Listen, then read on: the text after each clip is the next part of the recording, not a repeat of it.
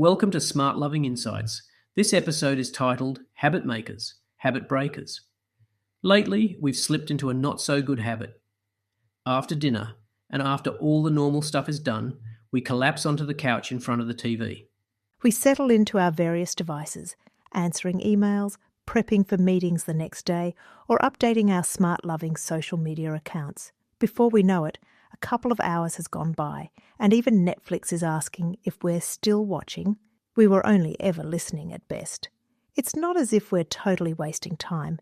It just feels unsatisfying somehow. We haven't really had effective recreation, and we haven't been fully productive either. We certainly haven't had quality couple time. Habit makers. Like it or not, we are creatures of habit. We have an affinity for the familiar, and the predictability of routines provide us with a sense of safety. It's hard to relax if we don't feel safe, so part of the attraction of routines is in helping us to feel secure. That's important for relationships, as security enables us to be open and vulnerable with each other. While many of our daily routines are unproductive for our marriage, they don't have to be. We can take our affinity for the familiar and, with a bit of intentionality, nudge them into meaningful rituals that nourish our marriage with minimal effort. A ritual is a little different to a routine. Both have a regular time and format, but rituals differ in that they also have positive meaning. For example, saying grace before meals is ordinarily a ritual, but it can devolve to a meaningless routine if we do it out of obligation or mindless habit. Habit breakers.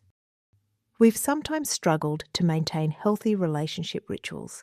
Part of this was Byron's resistance to be locked in and rule-bound. He values spontaneity as a key part of romance. We remember with humour rushing out the door to a private retreat some years ago. Francine thought it would be a great opportunity to work our way through the latest book from a relationship guru she'd acquired, but alas, the book simply could not be found.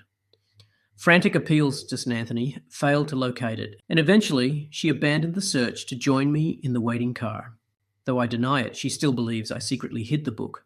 Arriving for our first session with the spiritual director, Byron was triumphant when he confirmed that the book was unnecessary and a distraction.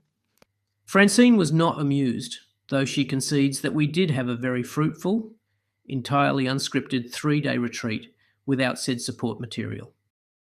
We tell this story to illustrate the difference in our personalities and values. Francine readily embraces structure as she has a high need for the stability of routines, but can become obsessive. Routines, however, were not as common in Byron's childhood, and he values spontaneity and variety, even while recognising more routine would help. Rituals for life. Spontaneity has its place, but it can also be a stumbling block to establishing relationship rituals. The danger in a busy life is that without the structure of regular rituals, spontaneity doesn't get a chance to express itself. Spontaneous romance is always a casualty in a busy lifestyle because it takes energy, and we're exhausted, and it takes time, and we have little. It sounds romantic, but in practice, spontaneity usually translates into missed opportunities, tiredness, distractions, busyness. These all work against spontaneous romance. On the other hand, rituals protect our relationship from decay when we are busy. They create the environment and space in our crowded life where spontaneity's older sibling, creativity, can be expressed. And this is the key for life-giving relationship rituals. Craft them with enough structure to make them easy to begin, but allow flexibility for creative expression within them. The other trick is to take something that easily aligns with an existing routine and build a ritual around that. Rituals that resonate with our natural habits and desires and nurture our relationship provide a rhythm that makes our couple time a regular and positive activity without being a straitjacket. Our challenge is to similarly craft a new after-dinner ritual, one that brings us together consistently but with flexibility. You've been listening to SmartLoving Insights. You can find more great content on demand courses and relationship coaching at smartloving.org. SmartLoving Newlywed.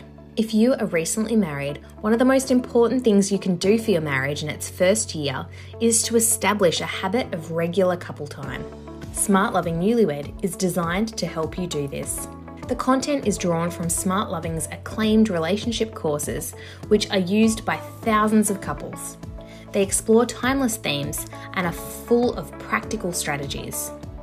We want to help you establish simple lifestyle habits that will nourish your intimacy and protect your relationship from decay. Once a month, you will get an email in your inbox exploring the topic and detailing an activity for you to do as a couple. This includes some individual reflection questions, instructions for sharing together, and something to do during the week.